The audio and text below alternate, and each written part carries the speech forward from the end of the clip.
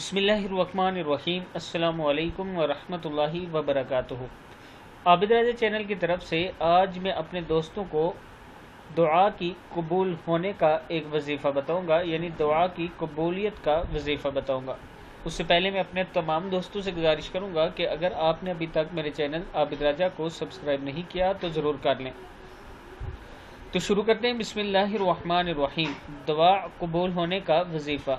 حضرت سعد رضی اللہ تعالیٰ عنہ فرماتے ہیں کہ نبی اکرم صلی اللہ علیہ وآلہ وسلم نے ارشاد فرمایا، مچھلی کے پیٹ میں حضرت یونس علیہ السلام نے یہ دعا مانگی، لا الہ الا انت سبحانک انی کنت من الظالمین۔ اور جو مسلمان اس کے ذریعے اللہ تعالیٰ سے دعا مانگیں گے تو اس کی دعا قبول ہو جائے گی۔ کتاب کا حوالہ یہ نیچے موجود ہے، آپ دوست دیکھ سکتے ہیں۔ یعنی لا الہ الا انت سبحانک انی کنت من الظالمین، اس دعا کے ساتھ اللہ تعالیٰ سے مانگا کریں، اللہ قبول کرنے والا ہے۔ اس ویڈیو کو بھی آپ دوستوں نے آگے ضرور شیئر کرنا ہے۔